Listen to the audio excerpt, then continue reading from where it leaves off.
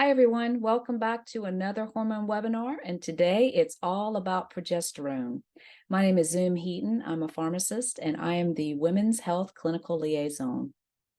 Today we're going to discuss progesterone, where it's made. We're going to look at the differences between natural progesterone and progestin. We'll look at the functions of progesterone, the symptoms of high and low progesterone. We're going to look at the estrogen-progesterone ratio. And we're going to look at also the conditions where progestogens are indicated. We're going to talk a little bit about hormone testing, some benefits of progesterone therapy, and look at some dosage forms, when to use, and look at the side effects, adverse effects of overdosing, and a few clinical pearls. Progesterone. It is our happy hormone. And as the saying goes, happy wife, happy life. When you've got a lady who is responsible for the household, nurturing, taking care of everyone, you want her happy. And when she's not happy, no one is. And this is the one hormone that normally is responsible for that joy. Estrogen could be touted as the fountain of youth hormone, but progesterone is the feel-good hormone. And this is how women generally look and feel when they're balanced with estrogen and progesterone. And many women say they feel more like themselves when they're replenished. So ultimately, it is about balance. And in this case, it is estrogen and progesterone. So we're just going to do a quick review of the normal menstrual cycle to show the rise and fall of estrogen and progesterone levels during a normal average 28-day cycle. The follicular phase is your first half, and that's when estrogen is the star of the show. Days 1 to 14, the gonadotropin-releasing hormone induces the release of LH and FSH, and from days 1 to 7, the shedding of the uterine lining occurs, and that's when menstruation happens. Days 7 to 14, estrogen levels rise, and that, of course, leads up to the uterine lining building up. And, of course, the follicular phase ends when the amount of estrogen produced causes a surge, leading to ovulation. And with the ovulation phase, which is around day 14, and of course, that's when the follicular bursts, releasing a mature ovum, and the broken follicle develops into the corpus luteum. The second half of the cycle, or the luteal phase, is days 15 to 28. And of course, the corpus luteum secretes the majority of the progesterone, but it also does secrete estrogen. And estrogen levels decline while progesterone levels rise and maintain the new uterine lining. Estrogen and progesterone decrease the gonadotropin releasing hormone, LH, and FSH levels, which inhibit further ovulation. And of course, the luteal phase ends when the production of ovarian hormones do drop off and the uterine lining sheds again. So the cycle restarts. So with the perimenopause menstrual cycle, the ovaries don't respond to FSH stimulation, and as a result, estrogen production doesn't occur. The pituitary gland does continue to produce FSH, which of course extends the follicular phase of the cycle, and of course this results in longer cycles. Eventually, enough estrogen is produced and LH surge does occur. And when estrogen production eventually diminishes, it halts the LH release, and of course, menstruation ceases. So this is a graph that pretty much shows the gradual decline of progesterone as we move into that menopausal phase. So during perimenopause, which occurs anywhere from 35 to 55, you'll see how progesterone gradually drops off, and it's usually erratic around the perimenopausal phase, and then of course it drops off into menopause to where it flattens out. So there's a lot of misunderstanding and inappropriate usage maybe of these terms like progesterone, progestin, progestogens. A lot of times they sound a lot alike, but I think just with usage, there's a lot of confusion. So I want to kind of clarify what these terms really mean. So progestogens is really the class of any hormones that actually work on the progesterone receptor site. And progesterone is used to describe the natural occurring progesterone, which is chemically identical to the ones that we're making in our bodies. And the progestins are the synthetic progestational agents that are not of the same chemical structure. So what is progesterone? It is a sex hormone. It is also known as P4, and it was discovered by Russell Marker. And Russell Marker was actually a chemist who was at Penn State College. In the 1930s, he discovered process to where he was able to convert a plant steroid called diosgenin, and that comes from Mexican wild yams, and he was able to convert that into bioidentical progesterone. And of course, progesterone is synthesized from cholesterol, and it is made from pregnenolone. It's produced by the ovaries until menopause, and then it's made by the adrenal glands. And of course, it is also made in our central nervous system, in the brain and the spinal cord. So this is our steroid hormone cascade. What I want to show you is what is at the very top of this chart, which is cholesterol. It is so critical for making all of your adrenal and sex hormones. And it's so vital that we don't go below 150, because I know, in modern days, it seems like statins are rampant out there, given out like candy. And docs really want the cholesterol levels to be as low as they can go. And it's just not really healthy, since we can't make any of our sex or adrenal hormones without it. And of course, cholesterol makes pregnenolone, and pregnenolone is like the mother of all hormones. And if you'll notice here, it splits over and makes progesterone, as well as DHEA, and DHEA can convert, of course, to the estrogens and your testosterone. So progesterone also plays a role in menstruation, pregnancy, and the formation of embryos. It's mainly secreted by the corpus luteum in the ovary during the second half of the menstrual cycle. And a large part of the progesterone, of course, is made by the placenta in pregnant women, and thus the name. Progest, pro to support, and gestation, so to support the life of the growing fetus. And of course, it works very well with estrogen to achieve a really good hormonal balance. And here are a few functions of progesterone. So as you can see, progesterone is vital for a lot of functioning in our body. So it helps build bone, it balances estrogen, it aids in ovulation, it helps maintain pregnancy, it acts as an anti-inflammatory, it enhances the action of thyroid hormones.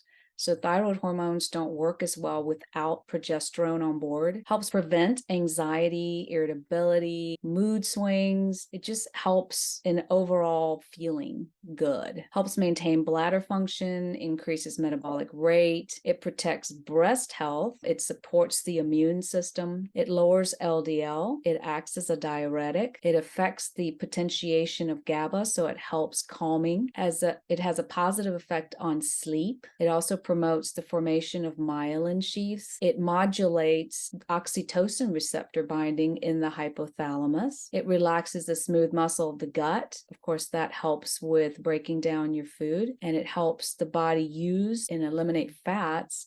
So it helps you with weight loss, and it increases scalp hair. Some other benefits of progesterone: of course, it relieves symptoms of menopause, like hot flashes and night sweats. It helps with sleep, and a lot of women at perimenopause and menopause have trouble sleeping. It profoundly affects the CNS, plays a crucial role in coordinating cognition and emotional states. It's also a natural antidepressant, stimulates the limbic system in the brain, which manages your mood, makes you feel good. It eases your anxiety disorders. And of course, we've mentioned that it acts as an anti-inflammatory. It balances estrogen. So of course, you have that decreased risk of breast cancer. And of course, it helps against hair loss. And again, here are some more benefits of progesterone. It just does so many things that help the body to continue to function well.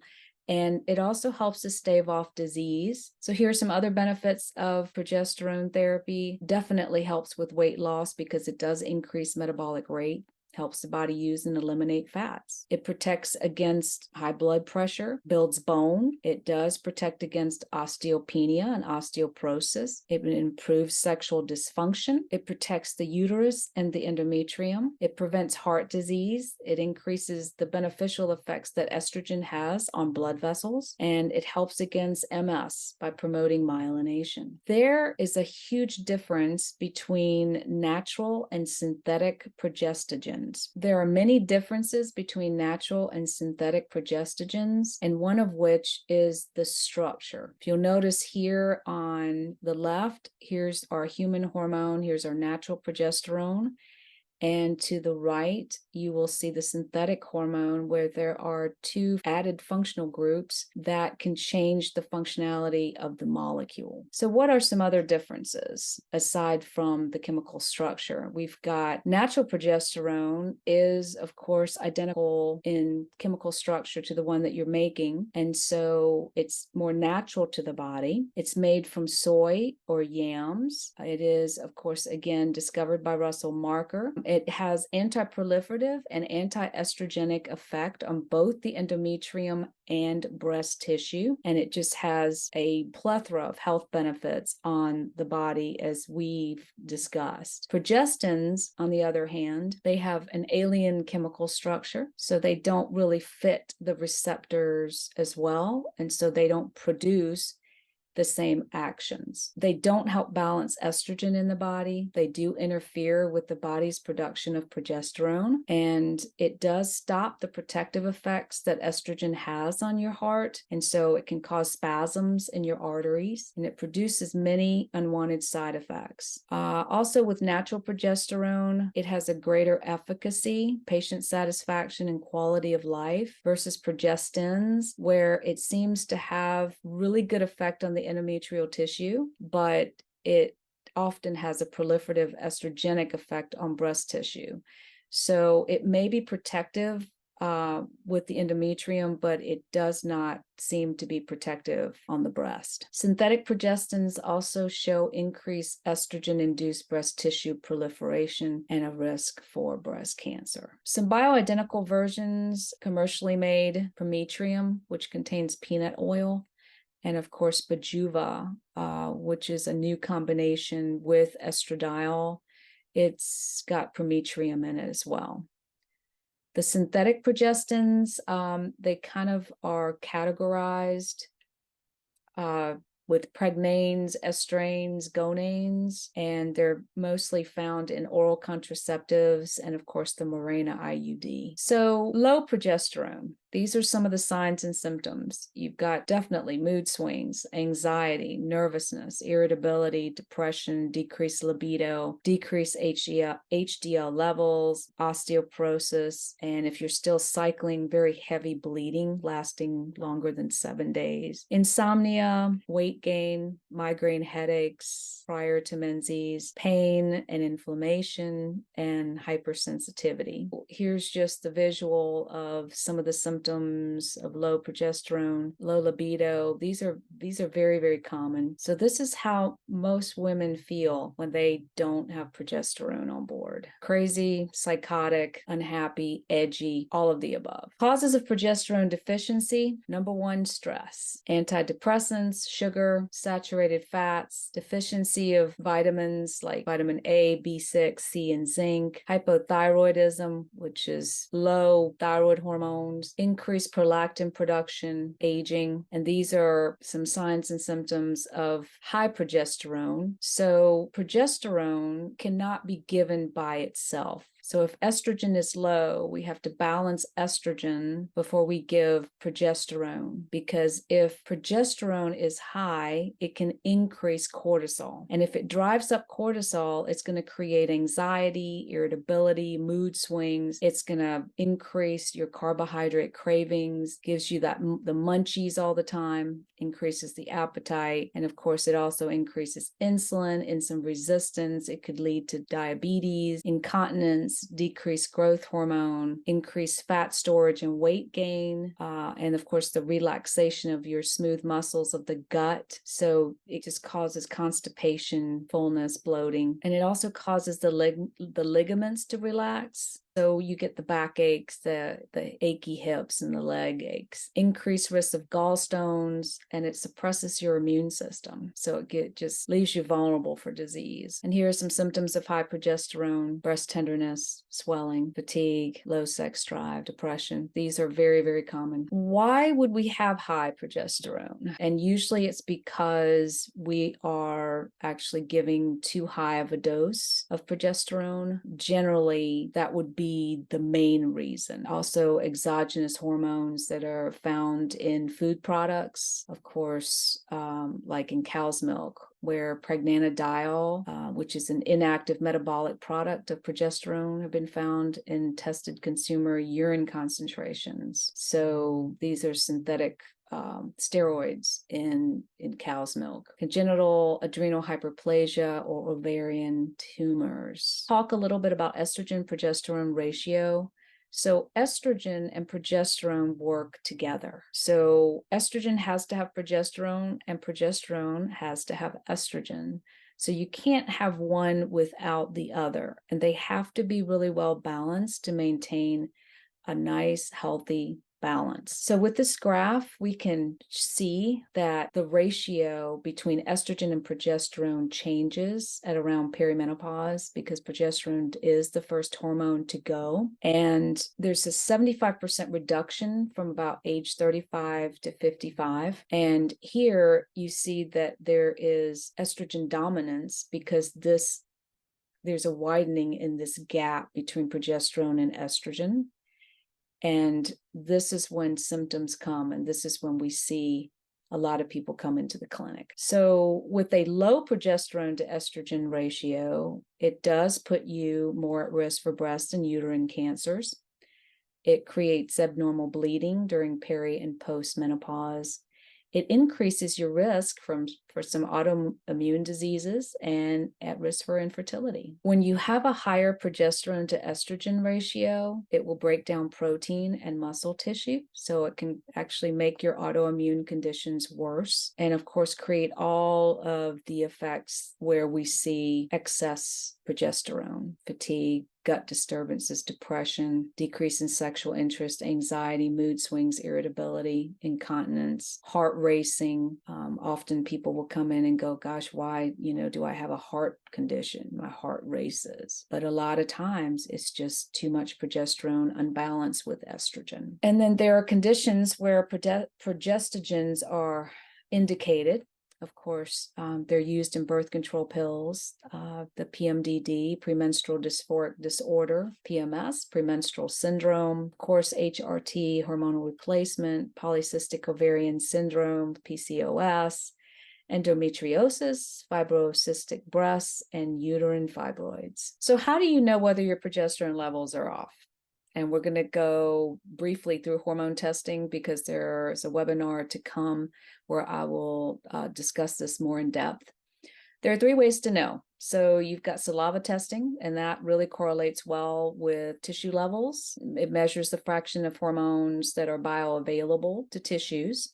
So it's very good for dosing in conjunction with symptoms. It is actually the method of choice. It is convenient, it's non-invasive, and it's easy. Serum testing is really good for baseline testing, but it's not good for dosing. It does measure both the bound and the unbound hormones, and the actual bioavailable fraction of the steroid in serum can vary considerably depending on the level of binding proteins. So it is really not good to use for dosing, because of those inconsistencies.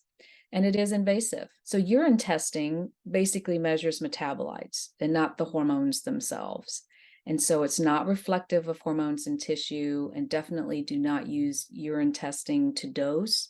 It just measures how the body is breaking down and excreting these hormones.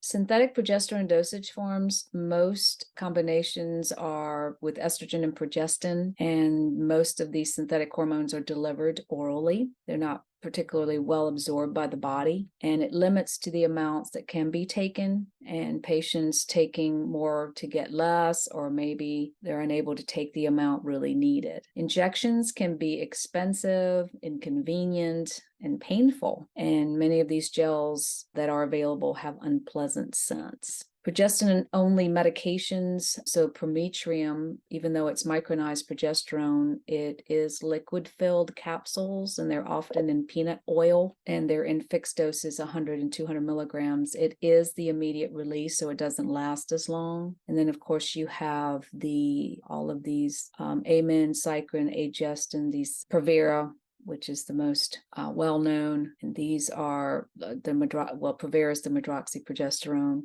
And these tablets are ranging anywhere from 2.5 to 10 milligram tablets. Then you've got Crenone and Prochieve, and these are micronized progesterone, but in a vaginal gel. And also you've got the vaginal tablet in the 100 milligrams. And of course, the injections, the IM, and the sub-Q, Depo-Provera. I love this cartoon because it's so apt for all of the women who have gotten help. They go out and show off pretty much how they feel and how they look. And most often their neighbors, their friends, or family members will see them and go, I want some of that. So some of the compounded progesterone dosage forms, we've got capsules in the immediate release. We also have them in extended release using Methocel. Topical and vaginal creams, your gels, suppositories, your troches, and your sublingual drops, solution or suspension. Compounded bioidentical hormones are tailored to the individual need. And with topical creams and gels, they're often given to women who generally don't have sleep issues. So our PMS women, PCOS women generally will get on the creams.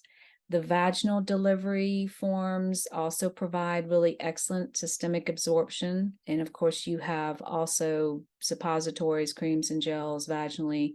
And there's non-irritating bases, which are hypoallergenic and petrolatum-free. Troches are an option. They do provide quick dissolution and a rapid onset. And because it's transmucosal across the oral mucosa, it does avoid the breakdown from stomach acid and also hepatic pass. So it does provide rapid onset, but it doesn't last as long. And as a result, it may require more frequent dosing. Oral progesterone is amazing for sleep, and it's usually the micronized version, which decreases particle size, enhances the dissolution, increases the half-life, and reduces the destruction in the gut. If you take it with food, it enhances the absorption twofold.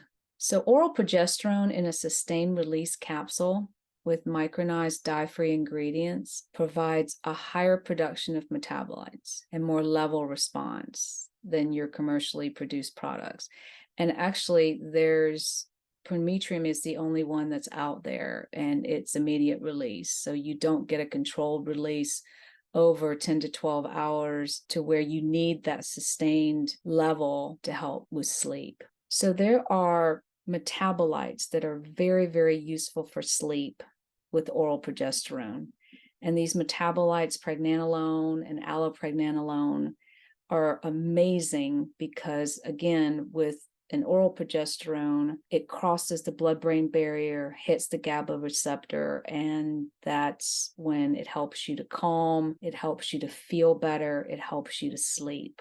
Transdermally, creams are absorbed slower than oral doses because it does bioaccumulate in fatty tissue under the skin, but it does have longer lasting effects than the oral dose. We know that oral progesterone has anti-proliferative effects on the endometrium, but there are studies that also show that transdermal progesterone has anti-proliferative effects as well on the endometrium. Some uses for compounded progesterone. Progesterone suppositories are mainly used for the treatment of infertility due to luteal phase defects or ovulation problems, or treatment of recurrent spontaneous miscarriages.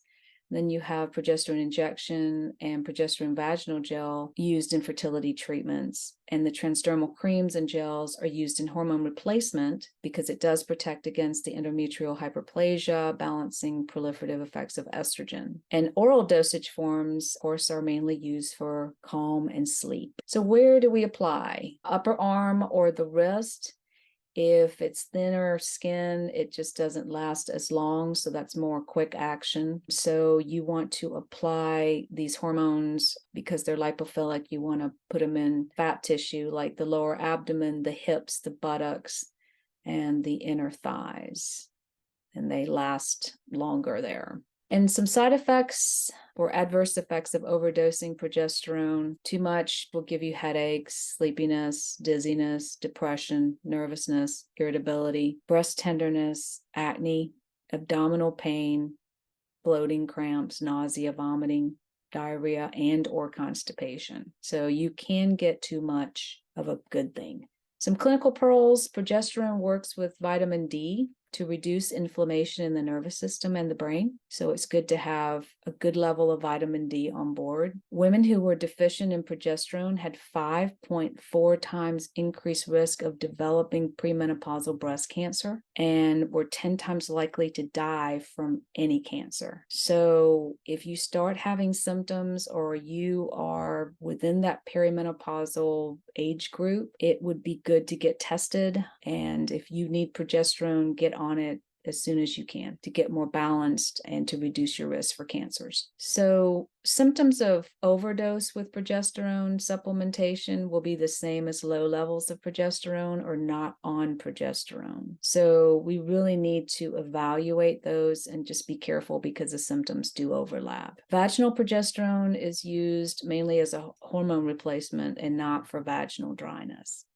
No oral contraceptives should be used after the age of 35 due to an increase in coronary artery disease. So these are some of the incredible resources that I always go to, and hopefully these will also help as guides for you in helping with dosing or answer any questions that you may have in order to balance these hormones for your patients. Dr. John Lee, What Your Doctor May Not Tell You About Breast Cancer, he was a pioneer in bioidentical hormones. And a lot of his information is just amazing. And of course, Dr. Pam Smith, who is a guru in functional medicine and women's hormones, she definitely has a lot of those answers. And Dr. Lindsay Berkson, who is just a scholar in her own right, and she's been educating practitioners for decades. And I love all of her books. And Jim Paoletti, who is a pharmacist, his practitioner's guide to physiologic bioidentical hormone balance is very, very useful. Connect with us at Revelation Pharma. So we have a wide range of network pharmacies with Revelation, and we do encourage you to connect with us for any questions, inquiries, any clinical questions that you may have. And I look forward to seeing you at the next webinar.